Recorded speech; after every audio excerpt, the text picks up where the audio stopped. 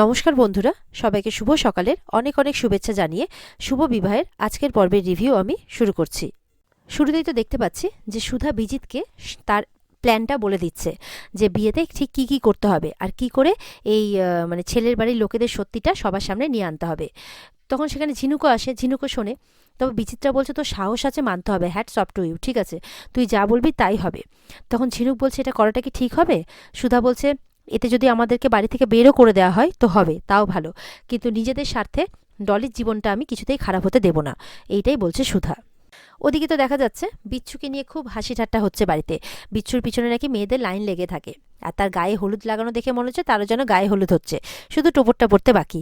বিজিত বলছে কি যে বলো না তোমরা।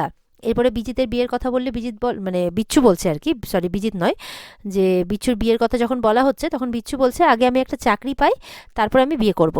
তখন অদিতি বলছে বাইরে কত মেয়েদের লাইন লেগে আছে। তখন দোয়েল বলছে তুমি কি করে জানলে? বলে আমি যখন আমার মেয়েকে নিয়ে স্কুল থেকে বাড়ি ফিরি তখন সব খবর আমার কানে আসে। তো এই নিয়ে বিচ্ছুকে রাগানো হচ্ছে বিভিন্ন রকমভাবে। আর এদিকে দেখা যাচ্ছে তরিতা আর ঝুম্পা মিলে ডলিকে লেহেঙ্গা পরানোর খুব চেষ্টা করছে, কিন্তু লেহেঙ্গা কিছুতেই তার সাইজে আসছে না। এরপর তার পেট বেঁধে নাকি তাকে দম টেনে একদম লেহেঙ্গা পরানোর কথা ভেবেছে। ডলি বলছে সে তো নয় দম টেনে নিয়ে আমি পরে নেব, তারপর যখন দমটা ছাড়বো তখন কি অবস্থা হবে। তো এই প্ল্যানিং করে নিয়ে যাওয়া হয়েছে ডলিকে লেহেঙ্গাটা পরানোর জন্যে। না জানি এবার ডলির কি অবস্থা হবে, দেখা যাক। এদিকে তো বিচ্ছুকে জিজ্ঞাসা করছে ওর বাড়িতে, বলতো তোর কেমন মেয়ে চাই। অদিতি বলছে বিচ্ছুর বউকে মডেলদের মতো সুন্দরী হতে হবে, বুঝলে কাকি। বিচ্ছু বলছে না না, আমার এমন মেয়ে চাই যে একটু চটপটে হবে, একদম পাল্লা দিয়ে বাড়ির কাজ করবে আর মা কাকিকে বিশ্রাম দেবে, ব্যাস। সুধার মা বলছে বাবা তোর তো একদম মা দুর্গা চাই। তখন বিচ্ছু বলছে আসলে কি বলতো, একদম সুধাদির ছায়া হতে হবে। অদিতি বলছে শোন, বড়লোক হতে হবে, বুঝতে পেরেছিস, তবে তো আমরা পাল্লা দিয়ে পাড়াতে হাঁটতে পারবো মাথা উঁচু করে। বলছে মিলনের মাথায় এত ধার দানার বোঝা সেটা কিছুটা হলেও তো কমবে, অদিতি মনে মনে ভাবছে। আর ভাবছে বসু মল্লিক বাড়িকে টেক্কা দিতে পারবে। এদিকে কিন্তু বরযাত্রী এসে গেছে, সম্রাট চলে এসেছে বিয়ে করতে। সুধা ঝিনুককে বলছে পাশে হসপিটালে একটা ছেলে ভর্তি আছে, সেই ছেলেটি কেমন আছে তুই শুধু খোঁজ নিয়ে আমাকে বল। ঝিনুকও সেই মতো বলছে ঠিক আছে, আমি সব খবর নিয়ে তোকে জানাচ্ছি। আর তারই সাথে সম্রাটের ব্যাপারেও খোঁজ লাগাতে বলছে, যাদের নাকি এত টাকা পয়সা এত কিছু, তারা এত কিছু চাইবে কেন লোকের কাছ থেকে। এদিকে তো ঝিনুক চলে যায়, আর সমুদ্র এসে বলে তুমি চিন্তা করো না বৌদিদি, আমি যাচ্ছি ঝিনুকের সাথে, আমরা সত্যিটা জেনেই আসবো। ওদিকে ডলিকে তো খুব জোর জবরদস্তি করে পড়ানো হয়েছে, ডলি তো আর সহ্য করতে পারছে না, দম নিতে পারছে না। সেখানে তখন সুধা যায়। সুধা তখন বলছে যে তরিতাদেরকে বলছে তোমরা যাও, আমি সামলে নিচ্ছি।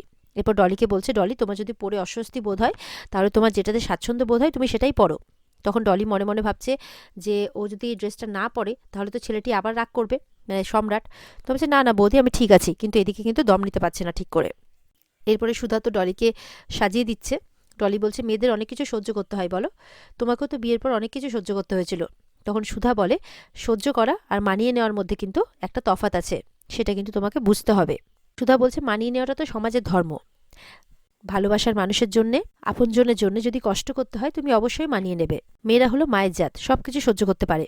আর একটা কথা সবসময় মনে রাখবে, মানিয়ে সেটাই নেবে যেটা তোমার আত্মসম্মানকে কখনো ছোট করবে না, কিন্তু যেদিন আত্মসম্মানের প্রশ্ন আসবে সেদিন কিন্তু অন্যায়ের সাথে একদম আপোষ করবে না। এরপরে তো ঠাম্মি আসে ডলির কাছে, ডলিকে দেখতে, আর বলে খুব সুন্দর লাগছে, এবার যেতে হবে, মানে বিয়ের পিড়িতে বসতে হবে, এটাই বলতে আসে। এদিকে দেখা যাচ্ছে ফন্টে দোয়েলের জন্য একটা সুন্দর শাড়ি কিনে এনেছে অনেক দাম দিয়ে, আর সেটা দোয়েলকে সুন্দর করে পরিয়ে দিচ্ছে, দোয়েলকে সাজিয়েও দিচ্ছে, আবার মাথাতে ফুলও গুজে দিচ্ছে। বলছে বাহ, এবার আমার দোয়েল রানীকে খুব সুন্দর লাগছে দেখতে। তখন দোয়েল বলছে শাড়িটা দেখে তো মনে হচ্ছে অনেক দামি, তুমি কেন এত টাকা খরচা করতে গেলে? বলে আমার দোয়েল রানীর জন্য আমি এইটুকু করতে পারবো না, আমি একটু ব্যস্ত ছিলাম তাই তোমার ফোনটা ধরতে পারিনি। দোয়েল বলছে ওই মেয়েটার সাথে নিশ্চয়ই। বলে যে হ্যাঁ আসলে, তখন মনে মনে বলছে আমি কি করে বোঝাই, আমার কাজটাই তো এখন ওনার সাথে। এদিকে তো বর এসে গেছে, সবাই আনন্দ করছে। আর ওদিকে তেজের বাবা ঠাম্মিকে এসে খবর দেয় যে যত টাকা পয়সা গয়নাকাটি রাখা ছিল বিয়ে উপলক্ষে সবটা চুরি হয়ে গেছে। তেজও এসে বলে হ্যাঁ ঠাম্মি এটা সত্যি কথা। তখন তো ঠাম্মি অবাক হয়ে যায়, কি বলছো, এতদিন তো আমাদের বাড়িতে মানে কোনোদিনও চুরি হয়নি, তাহলে আজকে কি করে? তেজ বলছে আমার মনে হয় এত লোকজন আছে বিয়ে বাড়িতে, এখন তাদের মধ্যে কেউ। তখন ঠাম্মি বলছে তাহলে এবার কি হবে? আর সেই সময় কিন্তু গাঙ্গুলিবাবু কথাটা শুনে নেয়, বলছে কি বলছেন, আমাদেরকে দেওয়া সমস্ত জিনিসপত্র চুরি হয়ে গেছে, তাহলে এবার কি হবে? তখন তেজের বাবা বলছে আচ্ছা ঠিক আছে, বিয়েটা বরঞ্চ মিটে যাক, তারপর আমরা আস্তে আস্তে করে সবকিছু দিয়ে দিচ্ছি। বলছে না, একদম না, আমাদের লিস্ট অনুযায়ী জিনিস যদি আমরা না পাই তাহলে আমার ছেলে কিছুতেই বিয়ের পিড়িতে বসবে না। তখন হাততালি মারতে মারতে সুধা চলে আসে। বলে, বাহ গাঙ্গুলিবাবু বাহ, তার মানে আপনারা আমাদের মেয়েকে শুধুমাত্র টাকার জন্য বিয়ে করছেন, টাকা না পেলে বিয়ে করবেন না, তাই তো? এদিকে তো ফন্টের সাথে কথাবার্তা হতে হতে সুধার মা আসে সেখানে। দোয়েল বলছে যে, কাকি তুমি যাবে না বিয়ে বাড়িতে? বলে, না রে, আমাকে দেখে সুধা শুধু শুধু দুশ্চিন্তা করবে, তাই আমি যাব না, তোরা বরঞ্চ যা। এদিকে সুধা বলছে যে, ডলি আমাদের কাছে কোনো পণ্য নয়, ওর খারাপ লাগা ভালো লাগা সবটাই আমাদের কাছে খুব গুরুত্বপূর্ণ। একটা বিনিময় প্রথার মাধ্যমে তাকে আমরা আপনাদের হাতে তুলে দিতে পারবো না। যদি মেয়েকে সসম্মানে ভালোবেসে রাখতে পারেন তবেই আমরা আপনাদের বাড়িতে বিয়ে দেব, মেয়ের না হলে কিন্তু দেব না। ঠাম্মি সুধাকে চুপ করতে বলছে যে, চুপ করো, তোমার তোমার এত কথা বলতে তোমাকে কে বলেছে? সুধা বলছে, আমি তো ঠিক কথাই বলছি ঠাম্মি, আমি তো কোনো ভুল কথা বলিনি। বলে, ঠিক ভুল বিচার করার জন্য তুমি এখানে কেন কথা বলছো? এখানে আমরা উপস্থিত আছি। তখন সম্রাটের বাবা বলছে, আপনাদের বড় নাত বৌমা এই কিন্তু কাউকে সুখী দেখতে পাচ্ছে না। শুনেছি যে নিজের বিয়েটাও নাকি ভেঙেছিল, প্রথম বিয়েটা, সেই জন্য বোধহয় ননদের বিয়েটাও ভাঙতে চাইছে।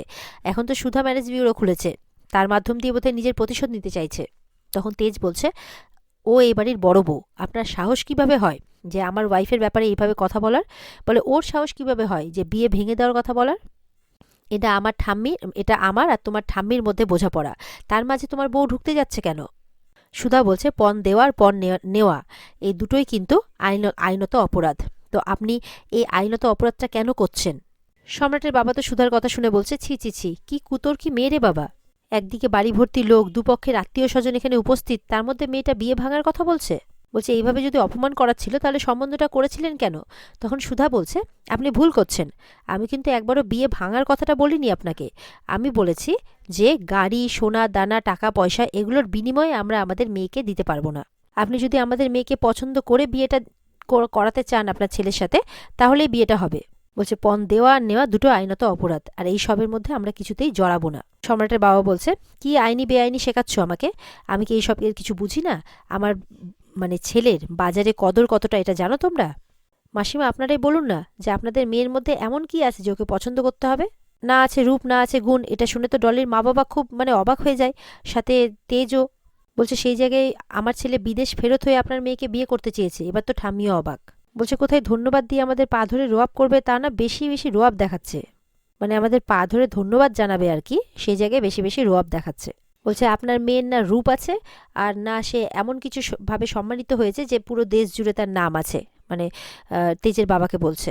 বলছে, তাই ওই মেয়ের বিয়ে দিতে গেলে বদলে কিছু দিতেই হবে। ফাঁকা ফাঁকায় ওই মেয়ের বোঝা ঘাট থেকে নামানো যাবে না, বুঝতে পেরেছেন? তেজের মা বলছে, কি বললেন বোঝা? তো শুনুন গাঙ্গুলি বাবু, আমাদের মেয়ে না কারোর ঘাড়ে বোঝা নয়। আপনি এইভাবে টাকা পয়সা সোনাদানা কেন চাইছেন? তাহলে তো সুধা ঠিকই বলছে, আপনি সোনাদানা টাকা পয়সার জন্যই বিয়েটা দিতে রাজি হয়েছেন, তাই না? তেজ বলছে, ডলিকে বিয়ে করার জন্য আপনারা যা যা পাচ্ছিলেন সেটা কিন্তু আপনাদের প্রাপ্য নয়। একটা নতুন আত্মীয়তা তৈরি হতে যাচ্ছিল বলে ঠাম্মি খুশি হয়ে এই উপহারটা দিচ্ছিল, কিন্তু সেটাকে তো আপনারা আপনাদের অধিকার ভেবে নিয়েছেন, তারপরে আবার আমার বোনের অপমান করছেন।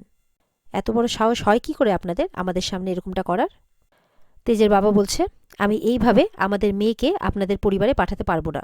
বলছে, আমাদের মেয়েকে যদি আপনাদের পছন্দই না হয় তাহলে এই বিয়ের কোনো মানেই হয় না, আপনারা এখান থেকে আসতে পারেন, তেজের বাবা বলছে।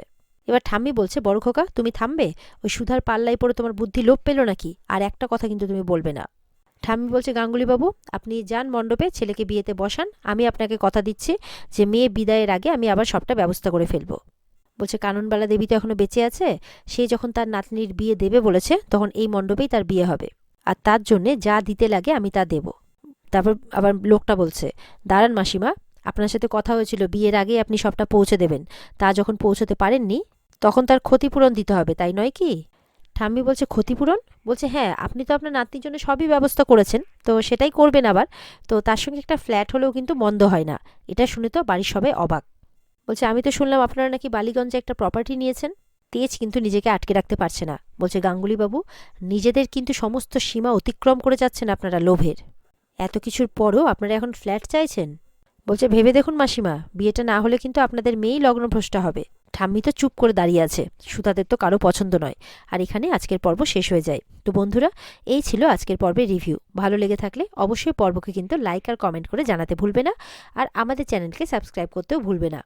পর্বের বিস্তারিত দেখতে অর্থাৎ ফুল এপিসোড অবশ্যই তোমরা স্টার জলসার পর্দায় চোখ রাখবে। তাহলে দেখা হচ্ছে তোমাদের সাথে আগামীকালকে। ততক্ষণ সবাই ভালো থাকবে। টাটা।